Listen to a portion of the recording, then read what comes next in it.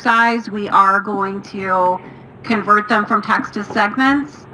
Again, this one, it's a choice that you can make. You can convert them, or you can leave these as text if all you're doing is moving around the angle lines and the slice lines.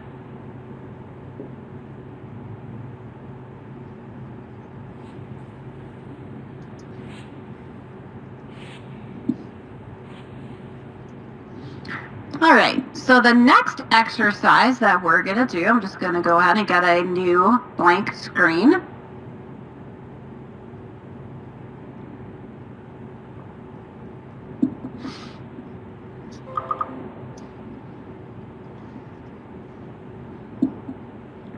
So what we want to do here is we are going to put up the word trucking in upper and lowercase letters.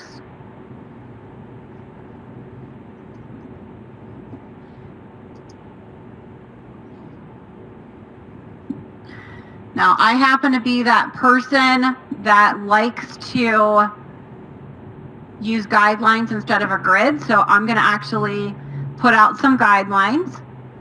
So I'm going to click and drag from my ruler and put one at the end here. And I'm also going to bring one down here. Again, you'll see in a minute why. So what I want to be able to do with this word trucking is I want to make my T taller. I also want to go in here and make the top of the T the same width as my word.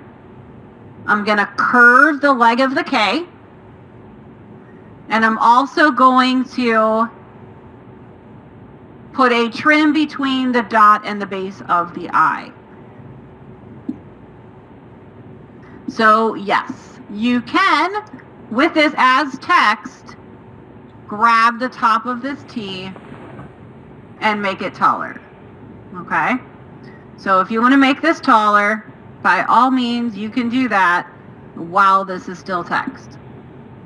Again, that's one of the things you can do because this has that center dot ability to make this taller, rotate it, whatever the case.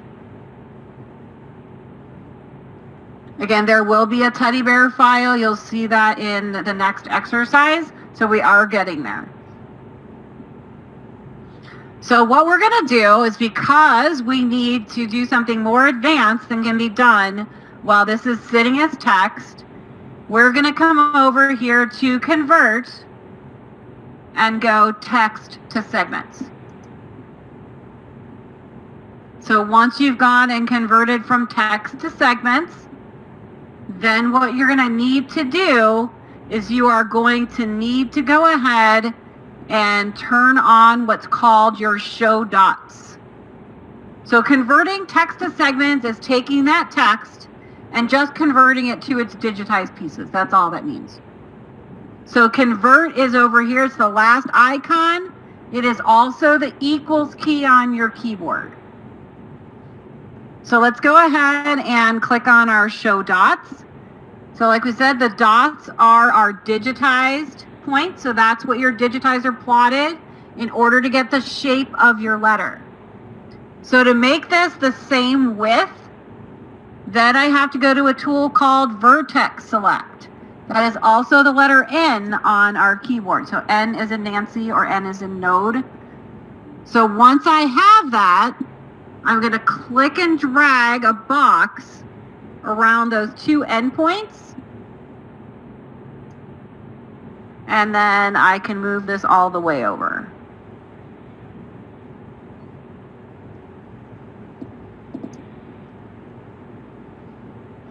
Once you do that, you're going to have to hit G for generate. Now, yes, when you drag this all the way up, it is going to make this taller because you technically told it to make this wider. So if you don't want it that way, you can come in, grab the two top points, and if you remember from the other day, Alt and your arrow key is nudge. So you can go in and start nudging those. Again, remember to hit G for generate anytime you're doing this because it's going to need to be regenerated. Okay?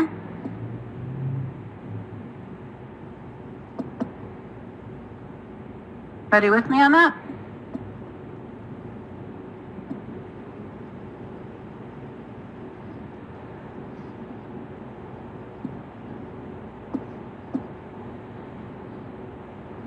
So while we're looking at this, I went back to my select arrow. So what you're seeing right now while I'm in select mode, and this is converted from text to segments, you have a green dot that shows you where this is going to start sewing, and a red triangle to tell you where it stopped sewing. So that's what that is.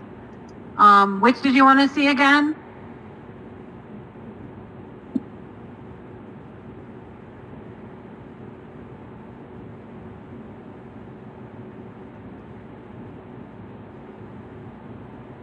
Okay, so how we did the T. So let me just undo this.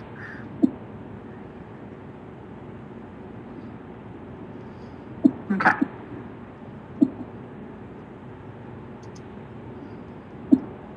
So this is how we started. So again, make sure that your show dots are on. You're going to go to your Vertex Select tool. Click and drag a box around those 2 points. Then you can pick them both up at the same time.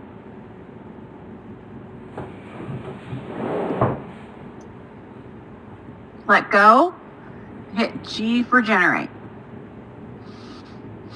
Now, like we said, when I dragged that T up originally, what ended up happening there is because you're dragging it up, it's actually making this top part wider. So if you don't want that top part to be wider, again, you can go in, click and drag a box around those top 2 points, Alt and your arrow key.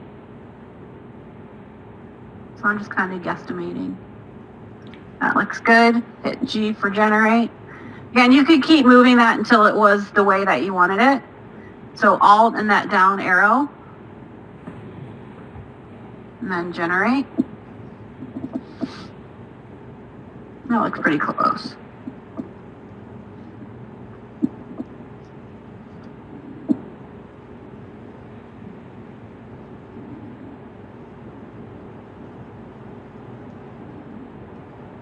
Ready with us so far? As far as before we converted this from text to segments, we just took that T and dragged the top of that T. So when you click on your center dot in the T, it gives you a box around the T, and then we just dragged it to make it taller.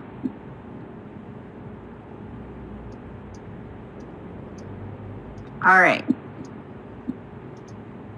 So I'm going to click off of here so it's not selected.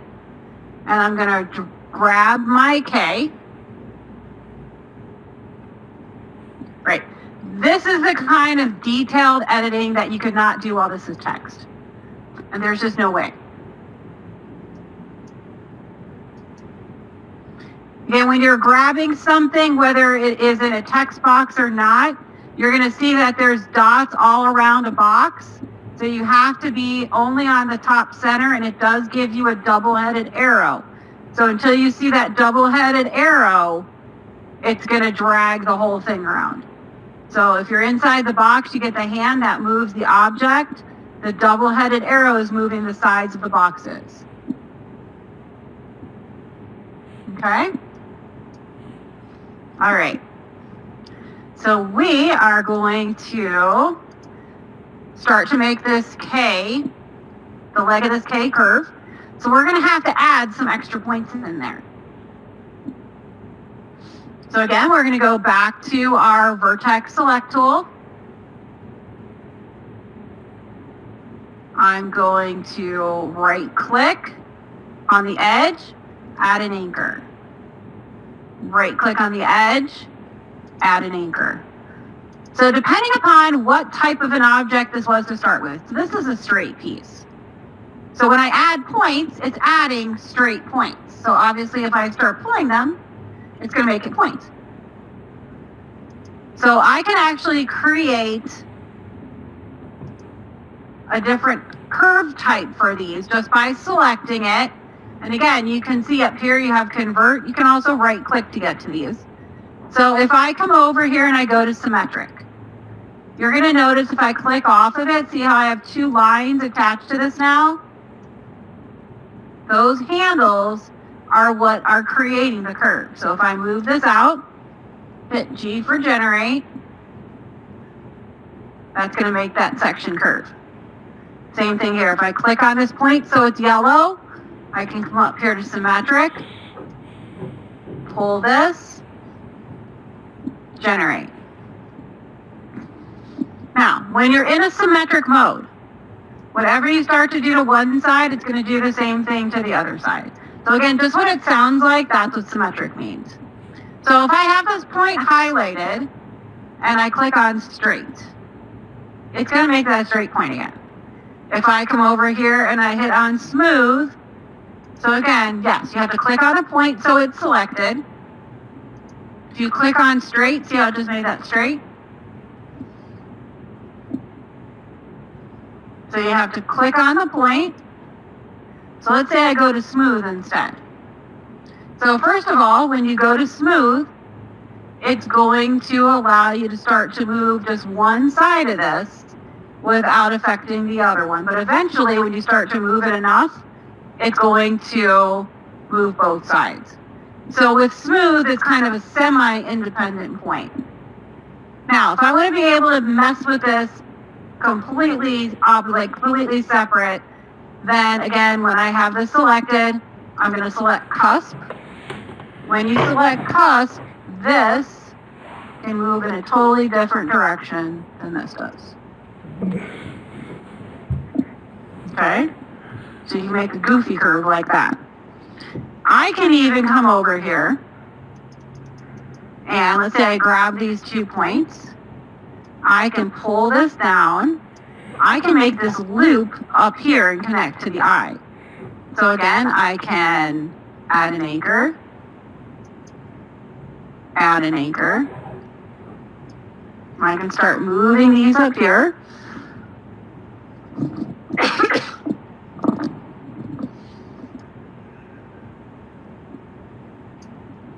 So once you start doing that, you're going to have to start adjusting these so they're not overlapped.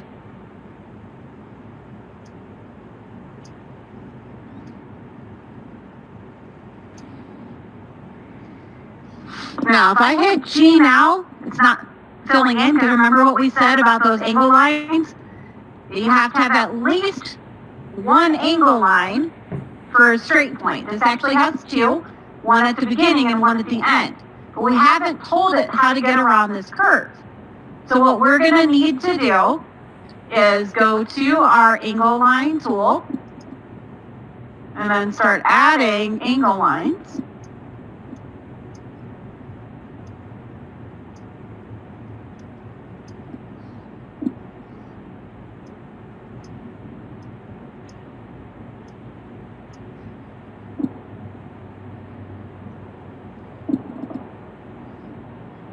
So we added those angle lines,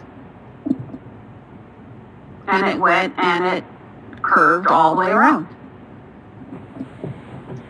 Now, as far as our eye here, there is a reason why these are together when you have text. So when we create a font for you, you do not want to have to go in here and type 2 totally different characters to get a letter I with a dot on it. But when we digitize these, those characters are obviously digitized as separate entities. So when we put them in a font, we combine them together as one piece. So in this case, what we're going to need to do is we are going to need to trim between those 2 objects. So underneath quality control, there's something called trim between islands. For those of you who had the software previously, it used to be trim between branches. I have no idea why they changed the wording. It is the same thing. So trim between islands. You're going to see here it says trim type, never trim. So if I come in here and I say trim at. So first of all, if I put on my show commands and I zoom in here, it has put a pair of scissors here. So again, trim at means it's looking at this distance. So right now the distance between the dot and the A, or dot and the base of the I, has to be at least 0.12. If it's not at least 0.12, it will not trim here. So you could always change that distance, or if you want to force it, you could say always trim. And in this case, it's definitely that distance, so it's not an issue. It is also locking around the trim. So it's doing a line lock stitch, which means it's just going back and forth on top of itself. So that's what a line lock stitch is. Again, you are always welcome to change the lock stitch type if you want. Again, you just don't want your lock stitches to hang outside. So you can see here that this is a basic lock. It's more of a bow tie. So again, personal preference. Okay? Right, show commands, all it's doing is showing. It's not doing anything, it's just showing them.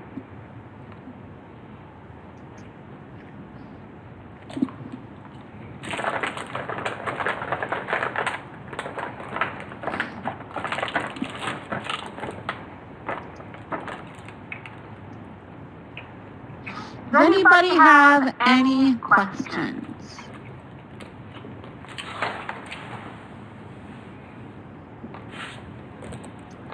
Anyone have any questions?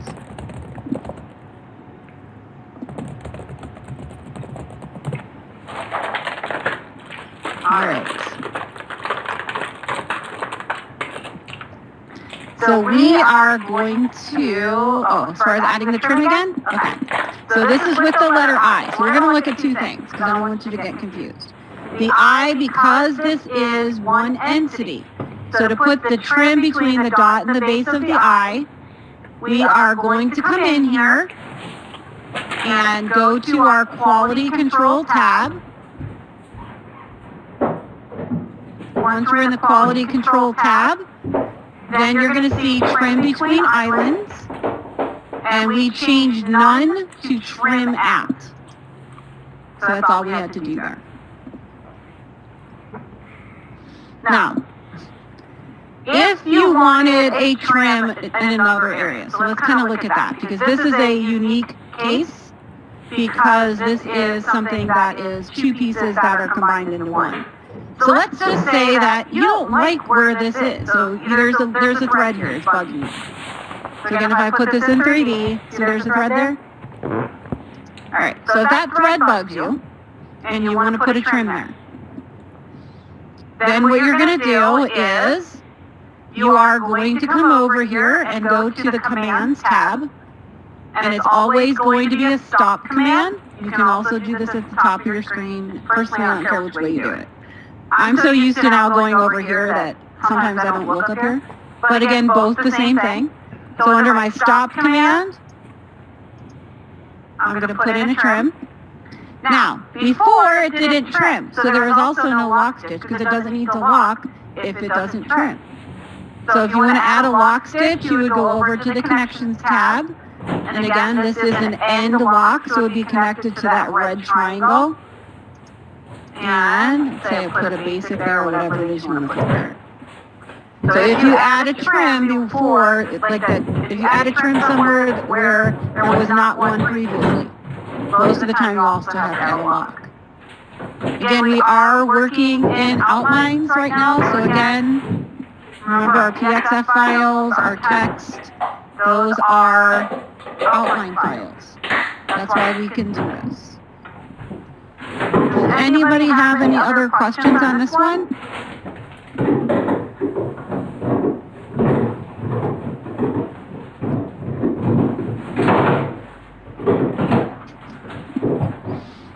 All right, so we are going to go on to that teddy bear exercise that everybody seems to want to jump into. So again, we can just start a new file. Again, you can always go in and start with the recipe. I'm jumping in here and just getting a screen. The teddy bear is part of a font. So remember the other day in Embroidery Essentials Part 1, we said that some of your fonts are designs. So they're stock designs stored as a font. So to get that bear, I'm going to start off with my text tool. Again, this is found under our old embroidery fonts. So I'm going to come over here to old embroidery fonts. So again, remember you can switch between them. And then up here, I am going to click on the animals font. I'm also going to make it 4 inches tall, which is well beyond what it can handle.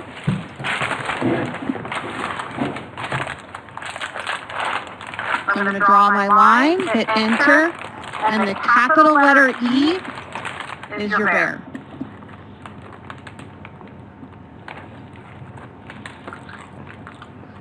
Okay, so if you were not in the last class and you do not have the old embroidery fonts turned on, again, to get that turned on in your system, you're going to go to Tools, User Settings, you're going to come under Text, and make sure it is set for Display All Fonts. So once you have Display All Fonts, then when you're in here, under Font Type, you are going to see True Type, New Embroidery, and Old Embroidery. Okay?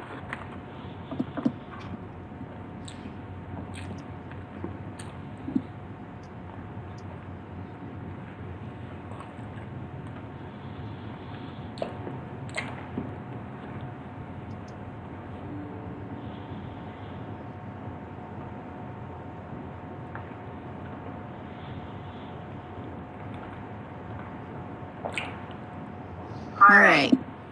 Now, because of what we are going to end up doing with this. So first of all of these little black things, if I zoom in on them, are scissors. Because this is trimming everywhere. If I put this in 3D view, this guy's a mess. So, we want to fix him in order to make the changes that we need to. We have got to convert this from text to segments. So again, you can use your convert button. That is also the equals key on our keyboard. So once you hit convert, you're going to select text to segments. Once you do that, you can't do it again. So again, once you've done text to segments, then it is segments. So you don't go backwards. Okay?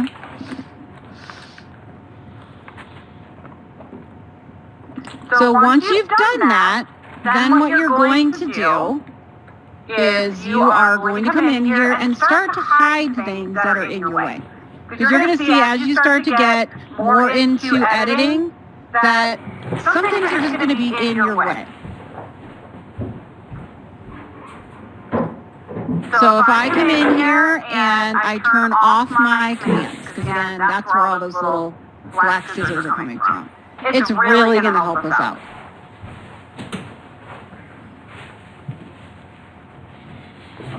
Now yours is fine. The capital letter E is going to be in the animals font, should be. So E is an elephant. That should be the teddy bear. As far as, okay, that's another good question. Where did I find that? Again, remember the other day we went into our help menu and we went to fonts. So again, I'm just going to go under image fonts and animals. So here's the capital letter E over here. And that should be pulling up this bear. Okay?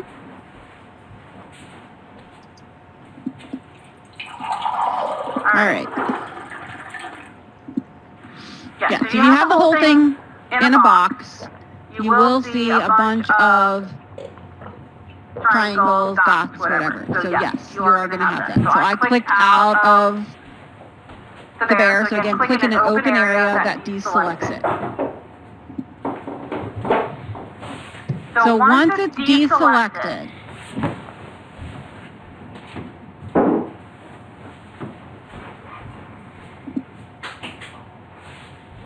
you're going to see that you can go into your segment filter. Once you're in your segment filter, then what you're going to do is you can hide colors and you can hide stitch types. So I want to hide colors 1, 2, 3, and 5. So you can start clicking, holding your control key. So that lets you pick out of order. So I'm clicking on 1, 2, 3, and 5. And then I'm going to click on the arrow towards hide. Then I want to hide the run and the manual stitches. So I'm going to click on manual. I want to click on run.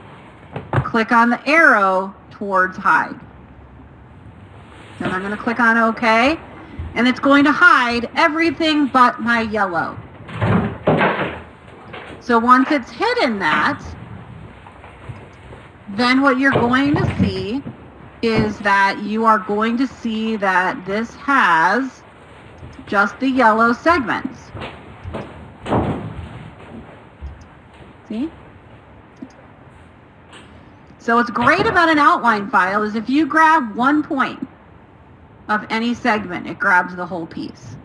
So in our case here, we want to grab everything except for the tops of his ears and the bottoms of his feet.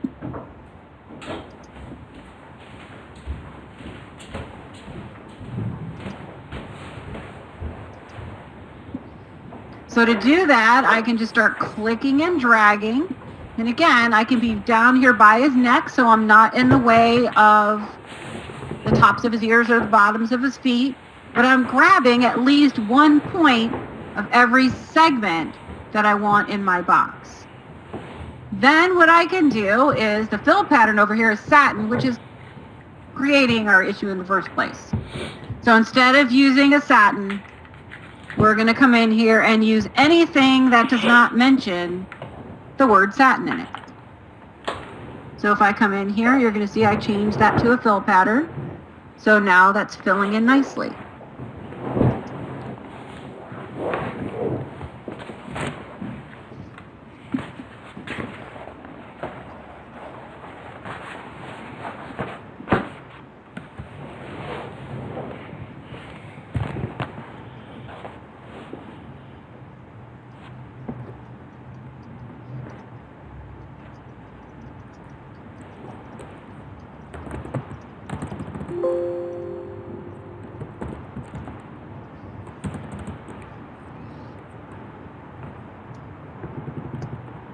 Your segment filter is over here. So it's the one that looks like a funnel. So that's where we're turning off our colors. So in that funnel, you're going to turn off, well, we started off turning off 1, 2, 3, and 5. Okay? So you're turning off 1, 2, 3, and 5.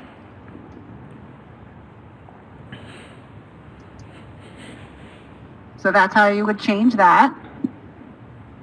As far as how we got that to break up, you'd have to go into your convert button and you're going to hit, well, either your convert button, which is up here, or it's the equals key on your keyboard, and you changed it from text to segments. Okay?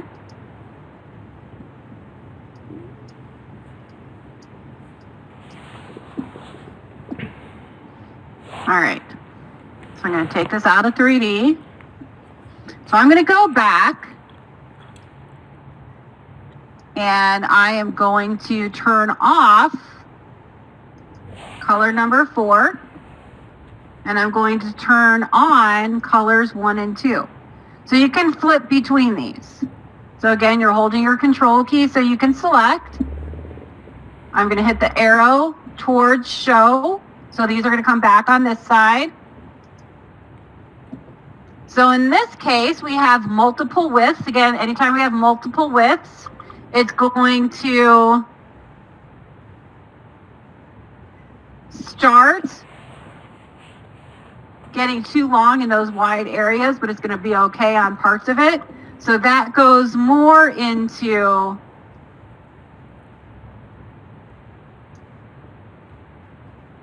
that quality control we were just in. So we can go over here to quality control. And this time we're going to use what's called split. So split sets up a what if situation.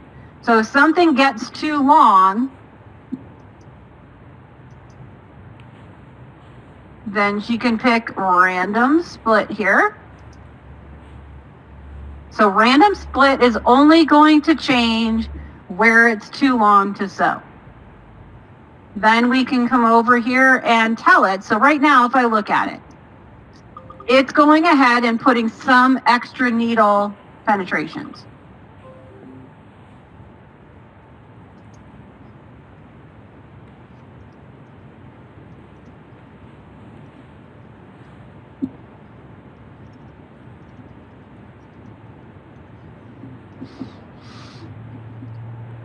Then if you want to change it, I think this is actually machine max over here, okay? So the machine maximum is about 1/2 inch before it starts to trim. I don't like mine even that wide. I change this to 0.35, again, personal preference.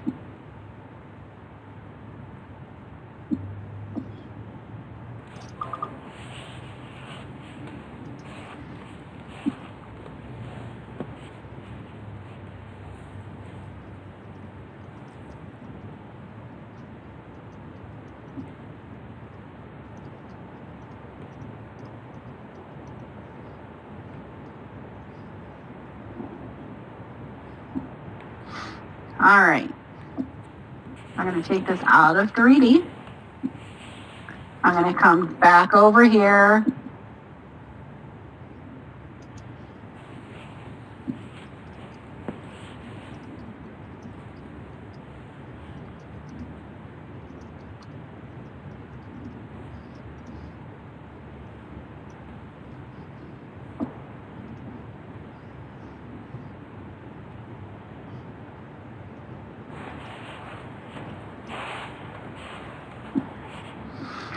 So I'm going to come back over here and I'm going to hide colors 1 and 2.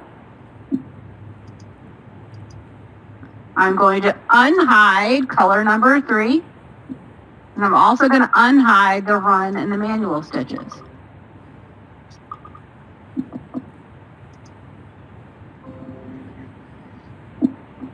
So what I want to end up doing here is I'm going to make his mouth a different color.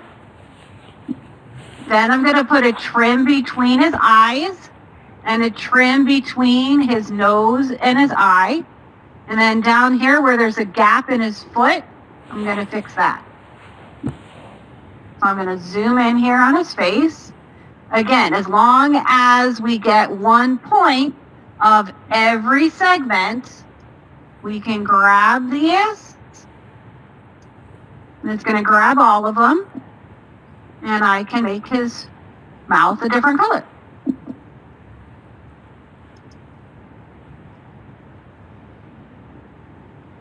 Yes, that was a simple one.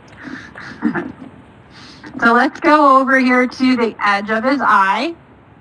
So here's the edge of his eye here, because we have to find where it jumps from this part of his eye to that part of his eye. So here is your 1s, 10s, 100s. So that's how it's going to move between segments. So if I left click on my mouse on that button, it moves backwards. If I right click, it's going forward. So see how it's jumping?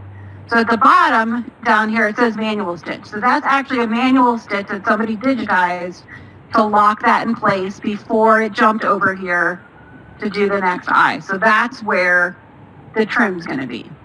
So you can come over here and put it. You can come up here also. Again, not a right or a wrong way. Put your trim on the stop command.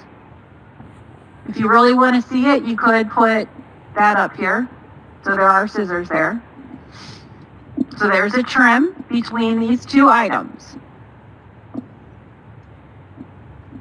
So now I'm going to select his nose, and I'm going to start going forward. Now see this here? This is that same manual lock stitch. So not only did it lock it, it just kept sewing right across here. So I'm going to move that manual lock stitch over into his eye. So I'm going to go to Vertex Select, click and drag. I'm going to move this over here.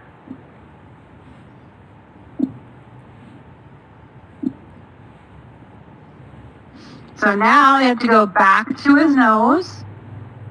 So I'm going to have to lock and trim that. So again, you can go over here and do it, or up here, I can put in an end lock, and I can put in a trim. So again, either place is okay.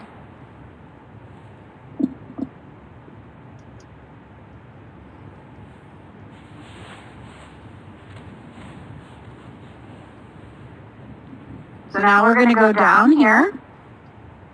I'm going to grab the edge of his foot here. I'm going to go back to Vertex Select. Yes, the shortcut is N.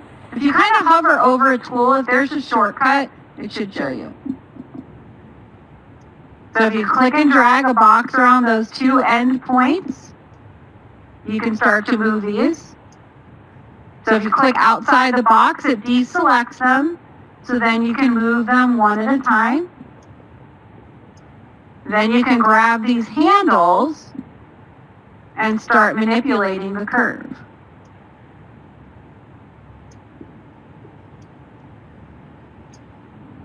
G for generate.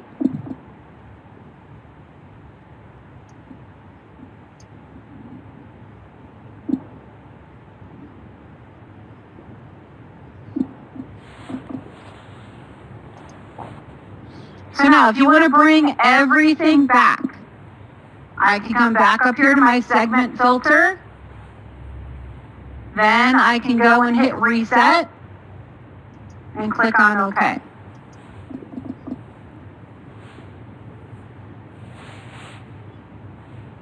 Okay.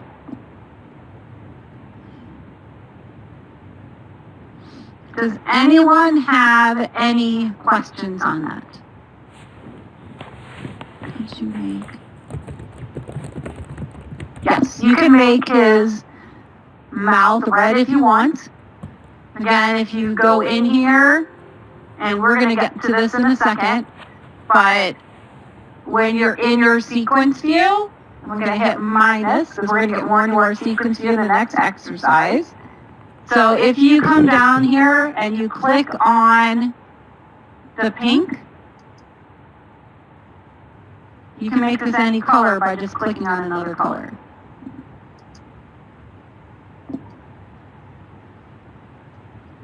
That's totally up to you.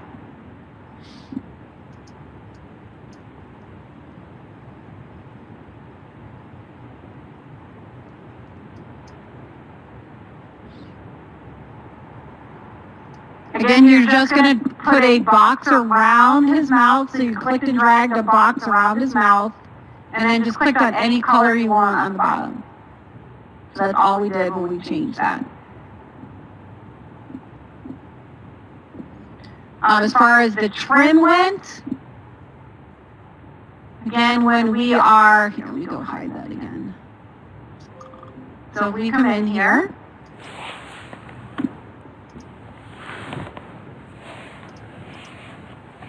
oops.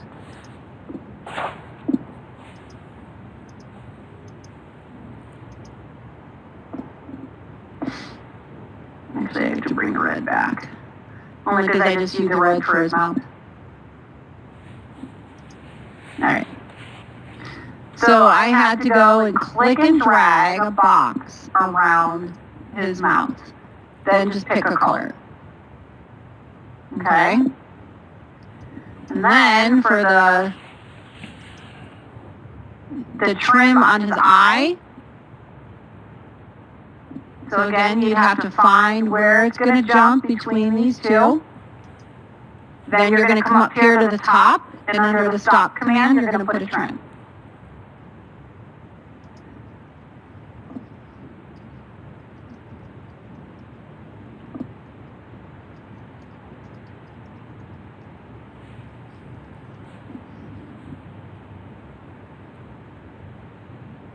The mouth was already separate. These were already separate from the body to start with. So I didn't have to separate anything. So those were already separate segments. I just selected them.